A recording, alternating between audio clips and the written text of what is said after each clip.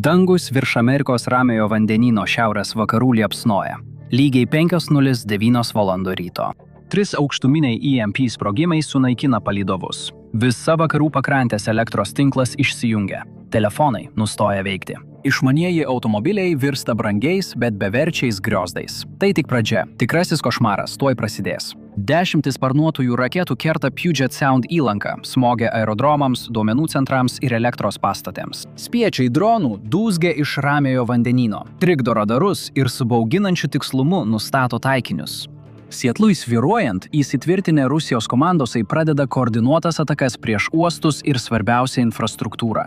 Jie buvo įsitvirtinę savaitės, jei ne mėnesius, susilieję su aplinka, persirengę uosto darbininkais. Kinijos amfibinės pajėgos prisijungė prie atakos, iškraudamos karius ir šarvuotąją techniką tiesiai iš pritaikytų krovininių laivų.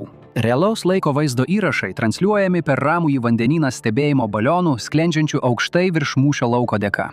Įvyko tai, kas buvo neįsivaizduojama. Tėvynė buvo užpulta. Nulinė diena. 4:30 ryto rytų pakrantės laiku.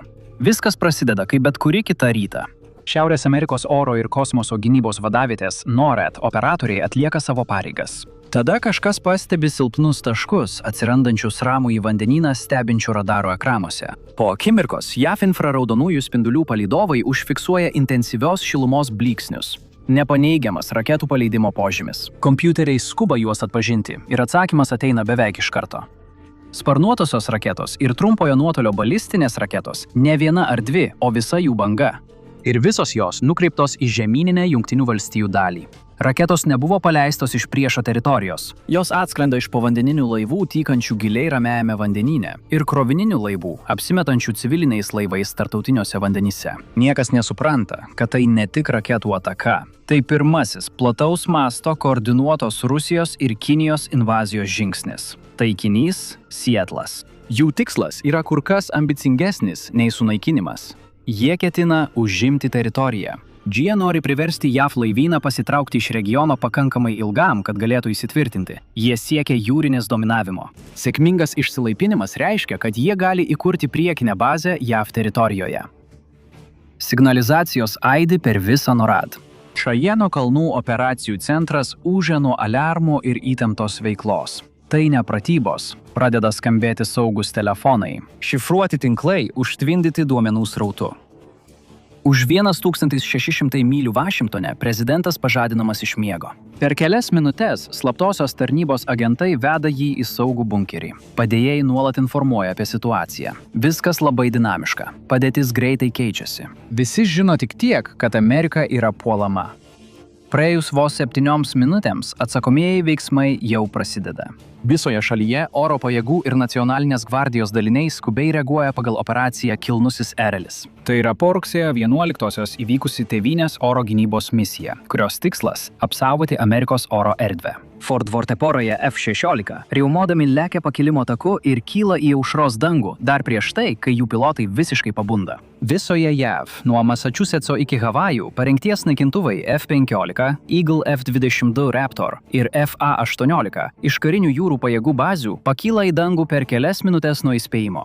Radarų operatoriai perduoda jiems taikinius, kol jie lekia grėsmės link. Jų užduotis paprasta – sunaikinti artėjančias raketas ir surasti viską, kas bus toliau. Tuo pačiu metu NORAD ir FAA nutupdo visus civilinius skrydžius. Tai veiksmas nematytas nuo 2001 metų rugsėjo 11-osios, tačiau šį kartą tikslas nėra apsaugoti dangų po atakos. Tikslas – išvalyti dangų prieš prasidedant pagrindiniai kovai. 4:45 val. Ryto pradeda atskristi raketos. Prie Amerikos krantų Aegis eskadriniai minininkai leidžia vieną perėmimo raketą po kitos, numušdami artėjančias grėsmes dar prieš joms pasiekiant žemę. Virš Floridos Patriot baterija, ginanti Magdilo oro pajėgų bazę, užfiksuoja žemai skrendantį sparnuotąjį raketą. Po kelių sekundžių dangus virš Tampos įlankos nušvinta ugnies kamuoliu. Tačiau ne viskas sustabdoma. Vakarų pakrantėje puolimas yra žiaurus. Sparnuotosios raketos smogė ankstyvojo perspėjimo radarų sistemoms Šiaurės Kalifornijoje, apakindamos dalį gynybinio tinklo būtent tada, kai vadams to labiausiai reikia. Toliau į šiaurę. Jungtinė Luiso Makordo bazė prie Takomos, Vašingtono valstijoje, gauna kelis smūgius. Pakilimo takai išrausti krateriais. Orlaivių veikla visiškai sustoja. Sietlo uostas yra smarkiai apšaudomas tiksliomis atakomis, kurios sukelia smūginės bangas visoje pakrantėje. Po kelių minučių milžiniškas sprogimas sudrebina 5-ojo greitkelio koridorių į pietus nuo miesto centro. Viadukas griūva ant greitkelio, paralyžiuodamas vieną svarbiausių regiono transporto arterijų. Tačiau raketos yra tik dalis šios atakos. Kol gelbėjimo tarnybos skuba reaguoti, pasirodo antra grėsmė. Miestą pradeda užplūsti dronų spiečiai, jų taikiniai nėra karinės bazės. Tai yra ryšių centrai ir pagalbos tarnybų būstinės. Pagrindiniai infrastruktūros elementai užtikrinantys miesto funkcionavimą. Pirmajai bangai pasibaigus, maždaug 40 priešo raketų pataikė į JAV teritoriją. Žala yra milžiniška. Deganti naftos perdirbimo gamykla, apakintos radarų sistemos ir iki ribos apkrauti ryšių tinklai. Tačiau strateginio netikėtumo efektas žlunga. Jungtinės valstijos yra sužeistos, bet neparalyžiuotos. Pagrindinės karinės bazės išlieka veikiančios. Vadovavimo ir valdymo tinklai vis dar veikia, tačiau orlaiviai jau pakilę, o pajėgos juda. Su kiekviena minute vadai vis aiškiau supranta, su kuo susiduria. Amerika pasiruošusi smogti atgal. Nulinė diena. 5:30 ryto rytų standartiniu laiku. Kai atakos mastas tampa aiškus, kontrolė perduodama JAV šiaurės vadovybei. Savo būstinėje Colorado Springse vadai pradeda koordinuoti didžiausią tėvynės gynybos operaciją šiuolaikinėje Amerikos istorijoje. Tada pasigirsta įsakymas, kurio joks Amerikos karininkas dar nėra girdėjęs realiame gyvenime. DEF. DEFCON 1. Aukščiausias karinės parengties lygis. Paskutinė eskalacijos kopečių pakopa. Naikintuvai pradeda skraidyti aplink svarbiausias strateginės vietas, o kovinės oro patrulių pajėgos užima pozicijas virš Vašingtono ir Niujorko. Kiti saugo NORAD vadavietės, Silicio slėnio technologijų centrus ir branduolinių raketų laukus išsibarsčiusius vidurio vakaruose. Tačiau tikrasis mūšis vyksta Ramiojo vandenyno šiaurės vakaruose. Jėgos, galinčios sustabdyti invaziją, yra ribotos. 7-osios pėstininkų divizijos daliniai, oro pajėgų kariai jungtinėje Luiso Makordo bazėje, keletas armijos specialiųjų pajėgų komandų. Jiems padeda orlaiviai iš netoliese esančių karinių jūrų pajėgų oro bazių. Šiuo metu jie yra vienintelė gynybos linija ir pavojus negalėtų būti didesnis. Blogiausios Amerikos baimės pasitvirtino. Kinijos ir Rusijos kariai išsilaipino Elioto įlankoje Sietle. Amfibinės šarvuotosios transporto priemonės pradeda riedėti iš perdirbtų krovininių laivų po apsauginių dronų ir raketų ugnies skėčių. Rusijos specnazo būriai sabotuoja tiltus ir uostus. Transporto spūstis blogėja. Jūroje grėsmė toliau auga. Kinijos lėktuvnešio kovinė grupė įsiveržė į rytinį Ramųjį vandenyną, remiama tolimosios aviacijos bombonešių ir eskadrinių minininkų judančių į pietus Kalifornijos link. Strategija yra klasikinė – užimti ir išlaikyti. Užimti svarbų miestą, atkirsti priėjimą prie Ramiojo vandenyno ir pasinaudoti chaosu, kad būtų galima siekti derybų dėl paliaubų. Tikimasi, kad tai įvyks, dar prieš atvykstant visai Amerikos ugnies galiai. Prie vakarų pakrantės pakrančių apsaugos laivai ir karinio jūrų laivyno priekrantės koviniai laivai užima pozicijas, sudarydami gynybinį kordoną palei svarbiausius pakrantės priėjimus. Tai, kas prasidėjo kaip vietinė ekstremali situacija, dabar tapo koordinuota jūrų gynybos operacija. Šalies viduje situacija įtempta. Fort Bragg ir Fort Campbell'e. 82 oro desanto divizija ir 101 oro desanto divizija yra parengtyje 4 valandoms. Kariai dar nėra dislokuoti, tačiau jie jau nebėra įprastoje parengtyje. Tikrinama įranga ir ruošiami įsakymai greitam judėjimui. Kiekvienas JAV kariuomenės lygmuo dabar yra įsitraukęs arba ruošiasi įsitraukti. Prezidentas kreipėsi į tautą iš saugaus bunkerio. Grotažymė JAV puolama US Under Attack ir grotažymė Trečiasis pasaulinis karas World War III pradeda populiarėti socialiniuose tinkluose. Vaizdo įrašai, kuriuose F-22 riaumoja virš Sietlo, tampa virusiniai. Uostų sunaikinimo ir sugriuvusios infrastruktūros vaizdai užplūsta profilius ir platformas. Ir tada mobiliojo ryšio tinklas nustoja veikti. 8 valandos ryto. JAV pradėjus busti, karinė žvalgyba pradeda susidaryti aiškesnį vaizdą. Tai, kas atrodė kaip teroro išpuolis, iš tikrųjų yra koordinuota daugiaplanė Transramiojo vandenyno okupacija. Priešų pajėgos paleidžiamos iš povandeninių laivų prie Aliaskos krantų.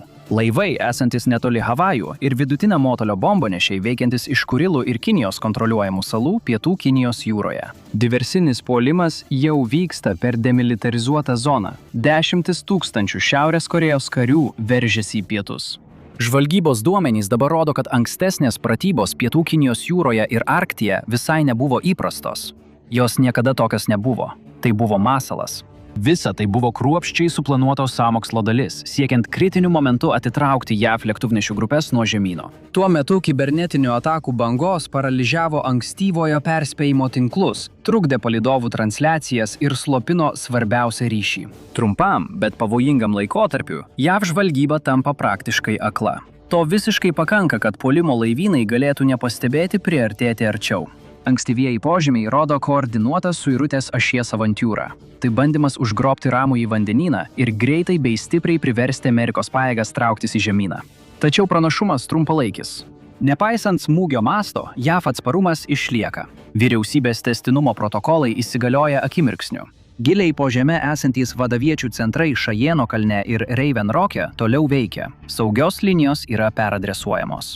Po pradinio šoko JAV planuoja savo atsaką. Artėjant vidurdieniui, Pentagonas pamato platesnį paveikslą.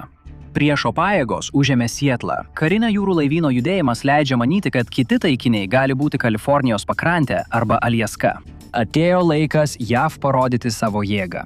Antroji flotilė skuba stiprinti Atlanto pakrantę prieš galimą antrinę ataką. Ramiojo vandenyno fronte 3 ir 7 flotilės sujungia pajėgas, kad pradėtų operaciją Geležinis potvynis. Tai koordinuota kampanija skirta išstumti Kinijos ir Rusijos pajėgas iš JAV vandenų ir sustabdyti bet kokius tolesnius išsilaipinimus. F-35 lėktuvai atsiskiria nuo lėktuvnešių prie San Diego ir skrenda į šiaurę. Po jais P-8 Poseidon lėktuvai lėtai ir tikslingai suka ratus Ramiajame vandenyne.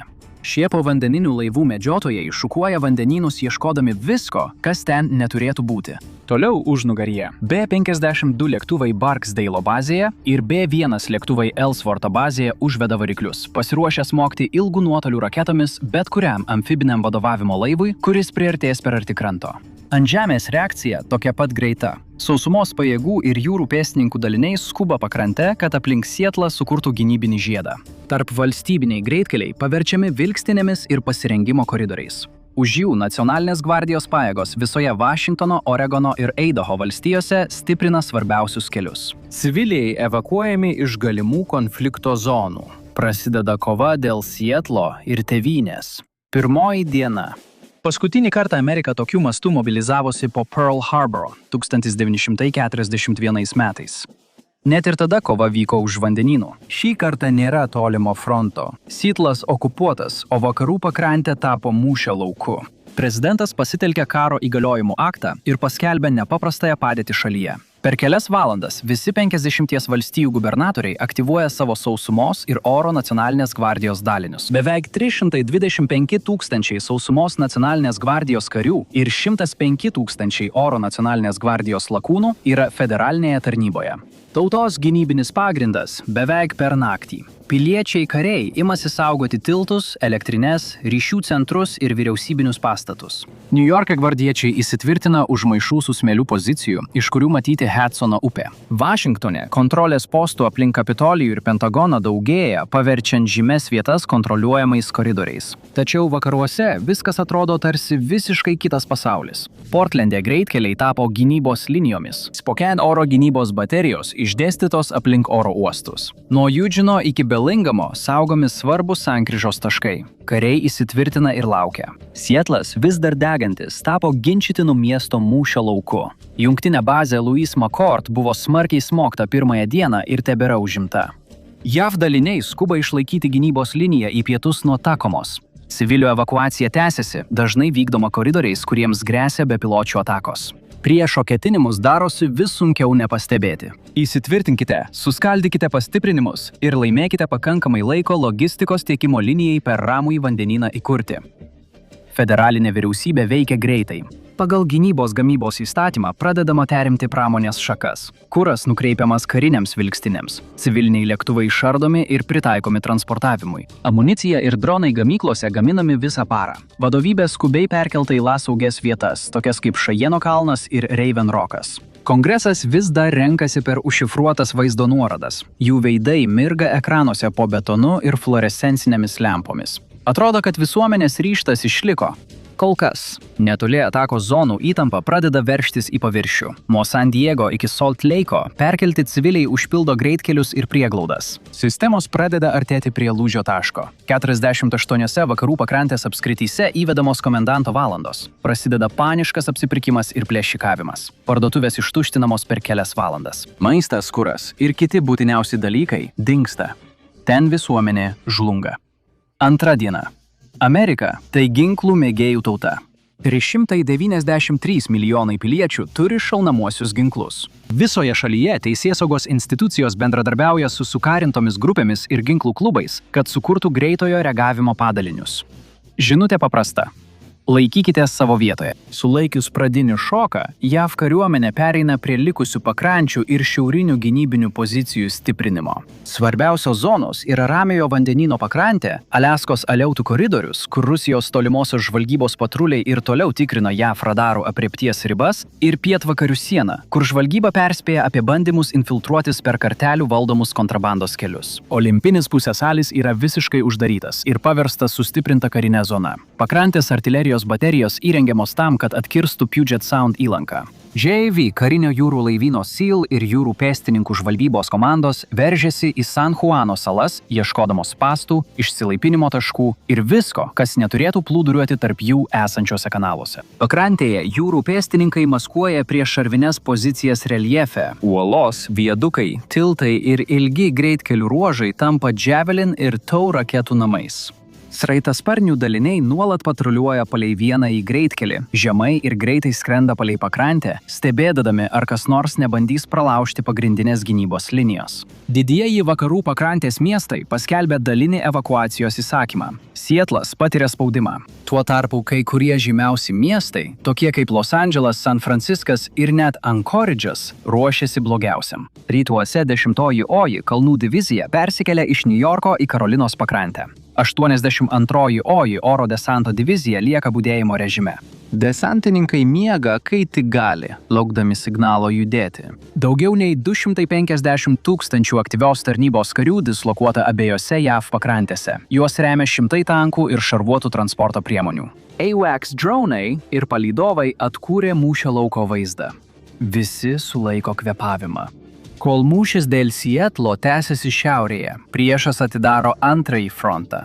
Kai rūkas laikosi prie Kalifornijos centrinės pakrantės, diversinė amfibinė pajėga juda link Vandenbergo kosminių pajėgų bazės. Greiti katirai slysta žemai virš vandens, sraigtasparniai beveik liečia po jais esančias bangas. Tai bandymas išsklaidyti dėmesį, sukelti pajėgų dvejones ir ieškoti silpnų vietų vakarų pakrantėje. Tačiau šį kartą JAV pajėgos yra pasiruošusios. Oro gynybos komandos nušviečia tamsas staigiais ugnies pliūpsniais. Dangus prisipildo Avenger ir FIM-92 Stinger 1990 perėmėjų. Kai kurie sraigtasparniai taip ir nepasiekia kranto, virsdami ugnies kamuoliais virš bangų.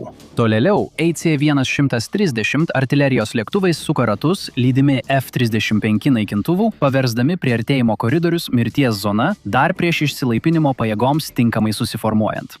Kopose 75-ojo Rangerių pulko daliniai tyko pasislėpę smėlyje ir krūmymuose. Priešui pasiekus krantą prasideda chaosas.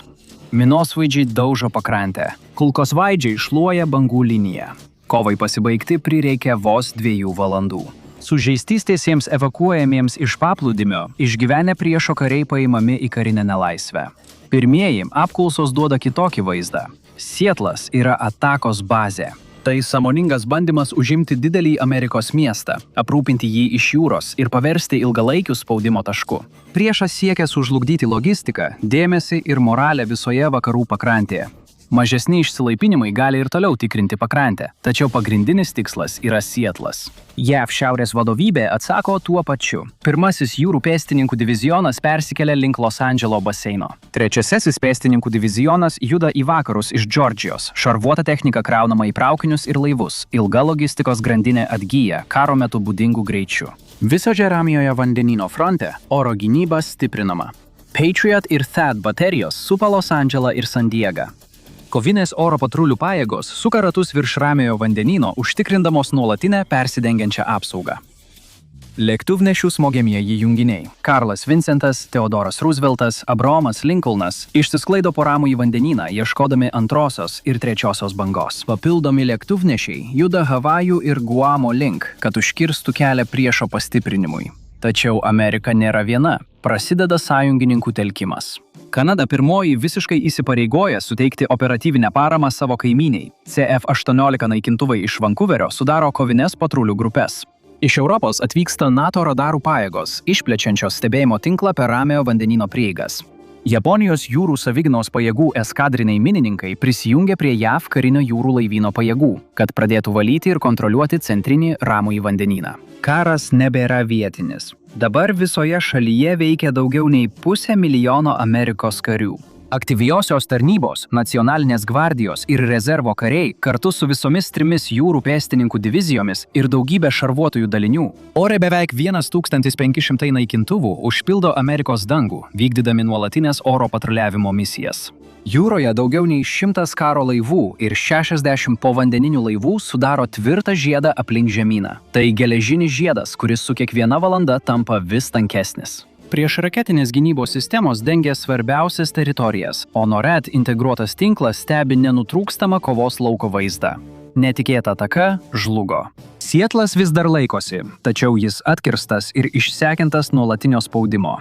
Pastiprinimas jau nebeprasiskverbia. Jūrų keliai užpuolikams užsidaro už nugaros. Tai, kas turėjo būti placdarmas, ima panašėti į spąstus. Atsilaikę prieš pradinį puolimą ir stabilizavę gynybos linijas vakarų pakrantėje, amerikiečių strategija keičiasi. Atėjo laikas smogti atgal. Sietlo anklavas laikosi. Kol kas priešo pajėgos yra izoliuotos už JAV linijų 100 mylių nuo patikimų pastiprinimų. O jūroje situacija pradeda ryškiai keistis. Pranašumas namų aikštėje ima jaustis. Amerikiečių logistika įgauna pagreitį. Geležinkelio linijos, greitkeliai, sandėliai ir priekinės bazės visos aprūpina frontą tokiu greičiu, kokio užpuolikas negali prilygti. Tai, kas atrodė kaip staigus pribloškiantis smūgis, dabar susiduria su nuolatinė pramoninio masto realybė. Rusijos ir Kinijos rizikingas statymas pradeda atrodyti kitaip. Tai panašėja į pernelyg didelį išsiplėtimą. Remdamasi Antrojo pasaulinio karo Ramiojo vandenyno kampanijų pamokomis, JAV pereina nuo sulaikymo prie sistemingo spaudimo. Ne tik tam, kad išlaikytų pozicijas, bet ir kad susiaurintų kovos lauką, o tada jį visiškai panaikintų. Kai tai bus padaryta, jie galės atsigręžti į Ramųjį vandenyną ir paversti jį kapinėmis bet kokioms papildomoms pajėgoms. Auštant Amerika paleidžia pragarą. B-2 Spirit bombonešiai iš 509 bombonešių sparno pakyla iš Vaitmeno oro pajėgų bazės. Jų misija – sunaikinti priešo plaukiojančią vadovavimo struktūrą prie vakarinės pakrantės. Jie prasiskverbia į oro erdvę virš Ramiojo vandenyno, tarsi vaiduokliai, beveik nematomi radarams. Jie paleidžia tikslias JDAM bombas tiesiai į 2 Kinijos ir Rusijos vadovavimo bei valdymo laivus. Gerokai žemiau jų, B-1B Lancer iš B-1B Lancer artėja iš pietinių krypčių, greitai ir žemai. Iš toli jie paleidžia savo krovinį koordinuotą bangą, siųsdami ilgo nuotolio priešlaivines raketas, lekiančias vandenyno paviršiumi link eskorto grupių ir transporto formacijų, bandančių išlaikyti perimetrą. Virdžinijos ir Los Andželo klasės atakos povandeniniai laivai jau yra pozicijose netoli Havajų ir Kanalo salų. Kruizinės raketos iššauna iš gelmių, smogdamos kariniams jūrų objektams ir improvizuotoms atviroje jūroje esančioms logistikos platformoms, kurios pradėjo aprūpinti Sietlo placdarmą. Prie pakrantės USS Zumwalt, ilgai kritikuotas dėl savo pradinių problemų, pagaliau gauna savo progą šiame mūšyje. Kai priešo laivai skuba link Oregono pakrantės. Zumwalt paleidžia itin didelio greičio sviedinius, kurie suplėšo korpusus dar prieš jiems pasiekiant bangas. Priešas yra pralenktas ugnimi, apeitas iš šonų ir vis labiau netenka pasirinkimų. Iki vidurdienio priešo laivai jau dega. Vienas po kito laivai infraraudonųjų spindulių ekranuose matomi kaip degančios siluetai. Kai kurie išsisklaido iš rikiuotės, kiti stovi nejudėdami vandenyje, o keli jau visiškai atsitraukia atgal. Atsargiai surinkta invazijos flotilė pradeda byrėti dėl nuolatinio spaudimo iš kelių krypčių. Priešo lėktuvnešis kelis kartus pataikomas ir praranda manevringumą. Jis lėtai, mirtinai pasvyra, o jį lydintys laivai išsisklaido netvarkoje. Kitur transporto laivai, gabenantys sunkiąją įrangą vėlesniam išsilaipinimui prie Kus įlankos, yra apšaudomi dar prieš priartėdami. Mūšio eiga visiškai pasikeitė. Priešo Ramiojo vandenyno laivynas nebežengia į priekį, jis sklaidosi, dega ir bando išgyventi. Nepaisant jūrų pajėgų žlugimo prie kranto, likusi priešo plano dalis imasi dar desperatiškesnio žingsnio. Paskutinėme bandyme išsaugoti iniciatyvą sustiprinta priešo jūrų pėstininkų brigada išsilaipina Huntingtono paplūdimyje, tiesiai į pietus nuo Los Andželo. Išsilaipinimo laivai ir žemo profilio oro pagalvės laivai riaumoja per bangas, dengiant ugnimi. Sprogimai palei pakrantės taką, dūmai rieda į sausumą, kai kariai veržiasi į paplūdimį ir veržiasi į pakrantės ruožą. Trumpam, chaotiškam momentui jie pasistūmė į priekį. Prie jūros esantis viešbutis užimamas, o iš jo viršutinių aukštų padaro priešo signalai. Palei Ramiojo vandenyno pakrantės greitkelį pradeda judėti šarvuotosios pajėgos, tikrindamos įsiveržimo gylį. Atrodo, kad antrasis placdarmas gali išsilaikyti, tačiau sėkmės iliuzija greitai išnyksta. Pirmasis jūrų pėstininkų divizionas, įsikūręs vos už 60 mylių į pietus, pajuda pirmasis. Jie juda greitai, veikia koordinuotai ir turi triuškinamą persvarą. Kalifornijos nacionalinės gvardijos daliniai sustiprina iš užnugario, kai M1A1 Abrams tankų vienetai atvyksta iš šiaurės, o Stryker formuotės uždaro rytinius priėjimus. Virš visko apačiai sraigtasparniai žemame aukštyje šukuoja koridorių, o AC-130 lėktuvai suka ratus prie krantų, paversdami kiekvieną bandymą judėti į sekamą, žlugdančią ugnies ir atsakomosios ugnies schemą.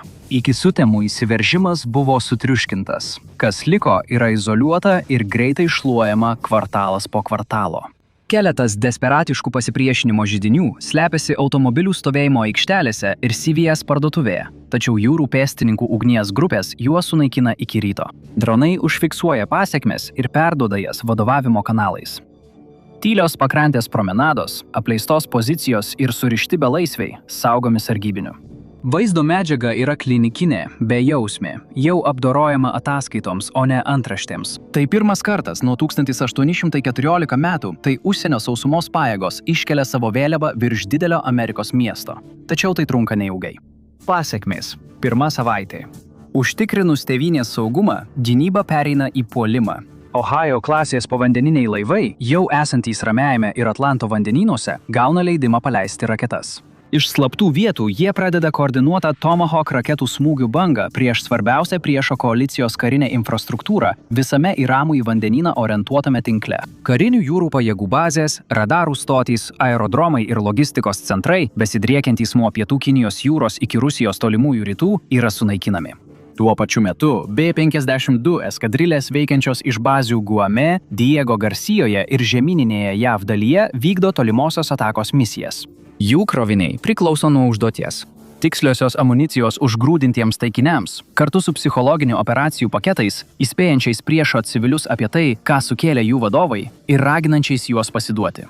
JAV kibernetinio saugumo vadavietė pereina į puolimą. Keliose frontuose priešo ryšiai nutrūksta. Amerikos remiamos sukilėlių grupės priešo teritorijoje įgauna naują ambicijų jausmą. Tuo tarpu specialiųjų operacijų pajėgos vykdo operacijas San Juano salose ir palei Olimpinį pusiasalį. Jos sunaikina likusius stebėjimo ir infiltravimosi taškus. Aleskoje kariuomenės daliniai likviduoja atskiras specnazo komandas, bandančias slapstytis atšiauriame atokiame kraštovaizdyje. Žingsnis po žingsnio priešo gebėjimas koordinuoti veiksmus ir organizuotis pradeda silpti. Ir pirmą kartą nuo konflikto pradžios iniciatyva nebekelia abejonių. Ji aktyviai stumiama į išorę. Karo eiga pagaliau pasikeitė. Sietlo frontas dabar faktiškai izoliuotas ir nebetvarus. Pastiprinimas atkirstas, šaudmenys baigėsi. Oro tiekimas nebeįmanomas dėl Amerikos oro dominavimo. Mažos priešo karių grupės pradeda pasiduoti, o kiti atsitraukia į sustiprintas pozicijas, ruošdamiesi dideliam puolimui, kuris taip ir neįvyksta. Užkulisiuose žinutės perduodamos per tarpininkus. Priešas pateikia griežtą ultimatumą. Pasiduokite arba susidursite su pasekmėmis. Kol kas branduolinis arsenalas lieka nepaliestas. Kol kas. Antra savaitė. Stabilizavus vakarų pakrantę ir sustabdžius Sietlo invaziją, Jungtinės valstijos pereina į kitą etapą. Ji bando sukurti ilgalaikę gynybą, visiškai mobilizuoti pramonę ir pašalinti bet kokias likusias grėsmes. Tėvynė vis dar nešioja pirmųjų smūgių žymes. Uostai apgadinti, tiltai virtę susiraizgiusio metalo krūvomis, parduotuvių fasadai paženklinti ugnies, bet situacija pasikeitė. Dabar svarbiausia ne išgyventi, o kontroliuoti. Išdegintame sandėlyje, Takomos pakraštyje, jūrų pėstininkų seržantas skaičiuoja likusią amuniciją. 3 dėtuvės. Jis praneša vadovybei per raciją. Jam pasakoma, kad pagalba pakeliui. Laikyk liniją. Jis laikosi. Sietlas vis dar ginčiamas, bet visiškai apsuptas. Jungtinė Luiso Makordo bazė atkovota, o valymo operacijos vyksta per Takomos pramoninius koridorius, išvalant tai, kas liko po ankstyvųjų kovų. Už fronto linijų planuotojai nerizikuoja. Jie pradeda kurti sustiprintą perimetrą, kuris driekiasi gerokai už žemyninių Jungtinių valstijų ribų. Šiaurės Amerika taps tvirtovė. Pastiprinimas plūsta į Guamą, Havajus ir Puerto Riką. Panamos kanalas visiškai perduodamas kariniai apsaugai, bendradarbiaujant su Kanados valdžia. Logistika gali judėti tarp vandenynų be jokių trukdžių. Karibuose ir Meksikos įlankoje stebėjimo ir patruliniai laivai stebi jūrų kelius ir uždaro visas likusias spragas apsaugoje.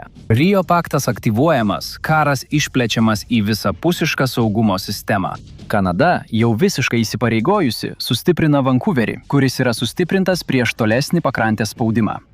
Naujoji Škotija įtraukiama į Šiaurės Atlanto patruliavimo maršrutus. Meksika dislokuoja elitinius kovos su karteliais dalinius, kad apsaugotų savo šiaurinę sieną. Taip pat koordinuoja veiksmus su JAV daliniais veikiančiais Kalifornijoje. Toliau į pietus Brazilija ir Kolumbija suteikia bazes žvalgybiniams skrydžiams ir karinę jūrų laivyno degalų papildymui. Tuo tarpu šalies viduje kosmoso pajėgos pradeda įrodyti savo vertę. Greito paleidimo stebėjimo palydovai pakeičia tuos, kurie buvo prarasti per pirmuosius susirėmimus. GPS ir ryšių palydovai yra atkurti. Dar pamanevruojančių palydovų prototipai yra skubiai vystomi. Visiškai naujas stebėjimo sluoksnis dabar skrieja aplink Žemę.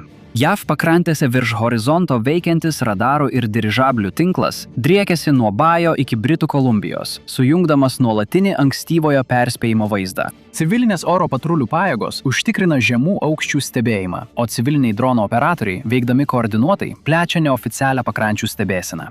Vietos jūrų bendruomenės, žvejų laivynai, privatūs laivų savininkai, pakrančių patrulių pagalbininkai realių laikų perduoda stebėjimus regioniniams vadovavimo centrams. Tai jau ne tik kariuomenė. 3 savaitė.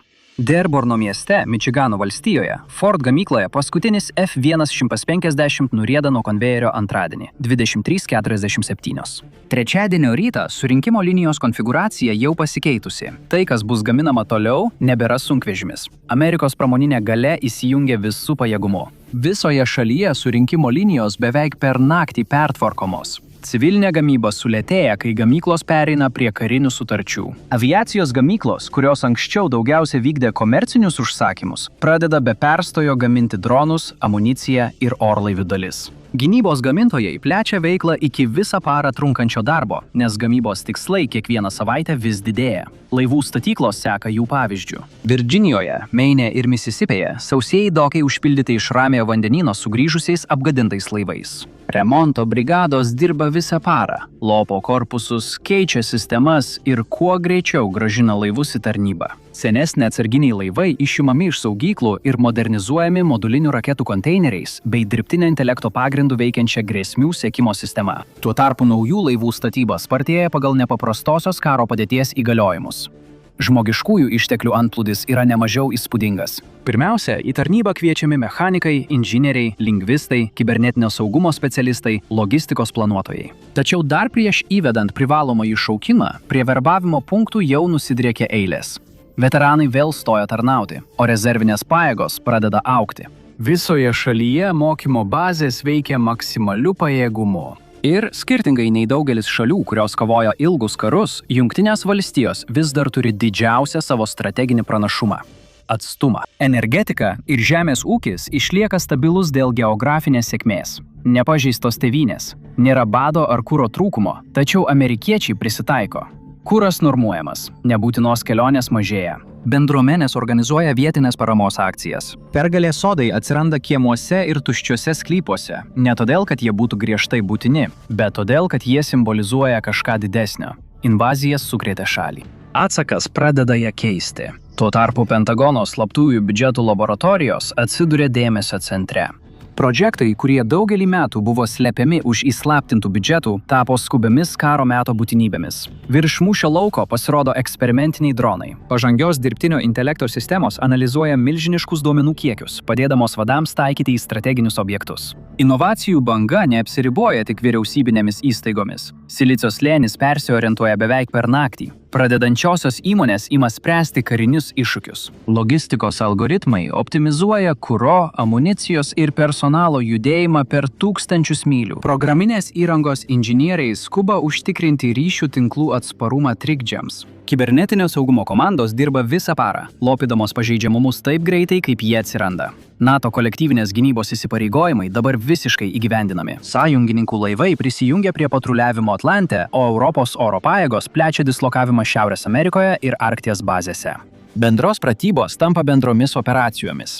Žvalgybinės informacijos dalymasis vyksta beveik akimirksniu. Ramiojo vandenyno regione Amerikos sąjungininkai pereina nuo paramos prie partnerystės. Australija ir Japonija tampa esminiais koalicijos partneriais, išplečia stebėjimo aprėptį ir saugo jūrų kelius. Tuo pačiu metu pradeda didėti ekonominis spaudimas. Sankcijos išplinta gerokai už pradinės koalicijos ribų.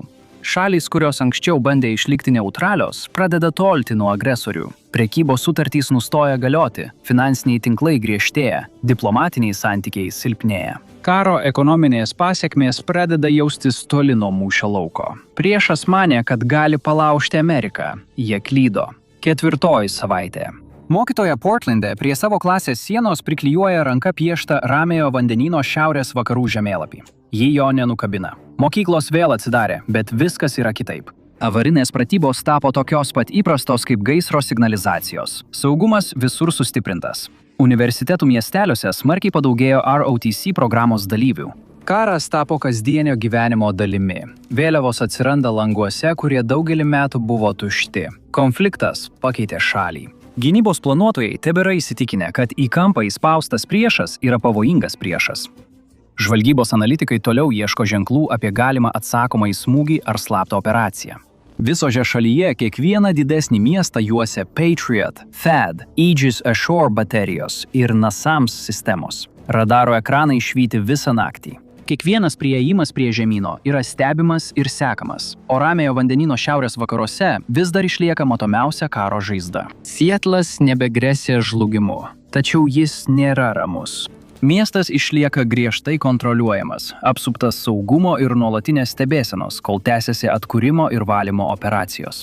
Vienintelis dalykas, kuris negrįžta į įprastą būseną, yra gynybinė laikysena. Dabar tai yra nuolatinė. Tvirtovė Amerika tapo realybė. 4. savaitės pabaigoje, praėjus mėnesiui nuo priešo nesėkmingos atakos pradžios, Amerikos pajėgos vis dar įgauna pagreitį. Tiekimo linijos driekiasi per visą žemyną, gamyklos dirba dieną ir naktį. Sąjungininkai toliau telkiasi. Karas galbūt dar turi likusių skyrių, kuriuos reikia parašyti, tačiau istorijos kryptis nekelia abejonių. Kad ir kas nutiktų toliau – derybos, žlugimas, eskalacija ar nerami taika – iniciatyva dabar priklauso Jungtinėms valstijoms. Užpuolikai nebežengia į priekį, jie reaguoja. Sietlo invazija turėjo sukrėsti pasaulį ir ji tai padarė, bet ne taip, kaip tikėjosi jo sumanytojai. Jie tikėjosi baimės. Vietoj to, jie rado ryžtą. Jie tikėjosi susiskaldimo. Vietoj to, jie rado vienybę. Jie tikėjosi, kad Amerika subirės nuo karo savo žemėje. Vietoj to, jie pažadino visos tautos galią. Priešo laivynas buvo sutriuškintas, jų elitinės pajėgos nugalėtos. Ataka pakeitė pasaulį per kelias valandas, tačiau atsakas jį pakeitė ilgiems metams. Kariniai istorikai dešimtmečius analizuotų šią operaciją, ieškodami akimirkos, kai viskas pakrypo bloga linkme. Vieniems atrodys, kad kaltos pernelyg ištemptos tiekimo linijos, kitiems nesugebėjimas užsitikrinti jūrų pranašumo. Dar kiti pabrėž įsitikinimą, kad ribota okupacija galėtų išsilaikyti prieš Šiaurės Amerikos pramoninį, geografinį ir politinį svorį. Tai, kas prasidėjo kaip bandymas pakeisti jėgų pusiausvyrą, tapo strateginio persitempimo pavyzdžiu. Kampanija, kuri sulaukė antraščių, užėmė teritorijas ir patraukė pasaulio dėmesį, tik tam, kad suprastų, jog išlaikyti šios laimėjimus yra sunkiau nei juos iškovoti. Sunkiausia Amerikos invazijos dalis buvo nepatekti į ją, o iš jos pasitraukti. Ačiū, kad šiandien prisijungėte prie manęs. Tikiuosi, jums patiko šis vaizdo įrašas. Jei norite pamatyti daugiau tokių vaizdo įrašų, apsvarstykite galimybę prenumeruoti ir įjungti pranešimus. Tai tikrai padeda. Dar kartą ačiū ir pasimatysime kitą kartą laidoje MapPack.